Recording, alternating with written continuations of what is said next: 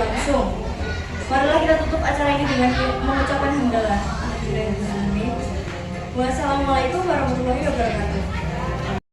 Masih ingat nggak dulu zaman kan 10 tahun yang lalu ya, kita kenal lah, mungkin Bapak Ibu tahu Aji Mas Said kan, dia meninggal karena serangan jantung. Padahal habis olahraga loh, kok bisa kena serangan jantung? Kok bisa? Sebenarnya bukan masalah dia juga olahraga, dia juga, tetapi saat itu dia lupa bahwa beliau mempunyai kolesterol yang tinggi. Kolesterol yang tinggi lah yang menyebabkan adanya plak-plak itu loh. Plak-plak itulah yang akan menyumbat aliran darah ke jantung. Jadi kalau misalkan saat itu Aji Mas Said itu ketika dia mengeluh rasa nyerinya itu segera ditolong, kemungkinan dia masih bisa hidup. Tetapi karena dia merasa nggak apa-apa, saya cuma agak nyeri sedikit di dada sebelah kiri, ya sudah, sampai akhirnya dia sudah mulai kehabisan nafas. Nah itu, jadi faktornya itu di situ ya Bapak. Lebih ke ada faktor X yang lain. Ngoten. Olahraga tidak selalu buruk kok Bapak, cuma yang kadang itu kita ketika kita olahraga kita akan mengeluarkan banyak keringat. Keringat itu dibuat oleh ginjal. Nah, ginjal membutuhkan cairan untuk bisa membuat keringat. Cairannya apa? Air putih. Kalau kita minum teh gimana? Ya teh misalkan tehnya itu 200 ml, mungkin air putihnya yang akan tersaring akhirnya akan berkurang. Karena dengan adanya zat-zat yang lain itu akan mempengaruhi penyaringan cairan di ginjal. Nah, itu akan memperburuk kondisi juga. Ngoten. Jadi bukan kerja kerasnya kalau Bapak, tapi lebih faktor X yang lainnya. Terima kasih Bapak atas pertanyaannya. Mungkin ada dari Bapak Ibu sekalian yang ingin bertanya lagi, dua pertanyaan lagi.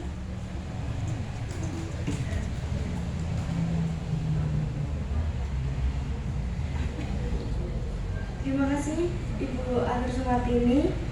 Kita lanjut ke pemaparan materi yang ketiga oleh Ibu Devina Ingrid Anggraini, Magister Sains. Kepada Ibu Devina kami persilakan.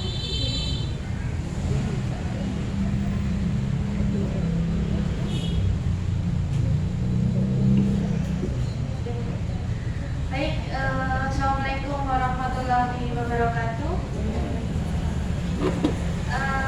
Masih semangat atau sudah mulai capek?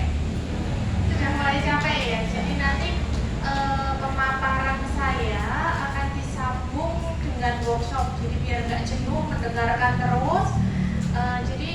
Nanti kita akan membuat teh celupnya yang berasal dari jahe merah dan kemangi gitu. Jadi sekilas nanti saya akan memaparkan, karena kalau lihat waktu terjadwal kita maksimal itu tinggal 1 jam lagi gitu. Jadi sehingga nanti akan disambung dengan workshop oleh rekan-rekan mahasiswa. Oke.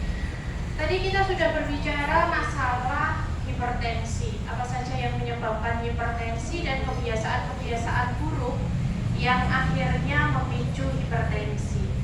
Maka sekarang kita mulai menggali apa saja sih yang ada di sekitar kita yang bisa kita manfaatkan untuk mengontrol tekanan darah di dalam tubuh. Dalam konteks ini memang kita mengambilnya di hipertensinya. Jadi kita lihat dulu bahwa apakah jahe merah dan kemangi ini bisa sebagai anti hipertensi. Anti hipertensi dulu kita tahu bahwa dia merupakan suatu kelompok obat yang bisa menurunkan tekanan darah akibat hipertensi.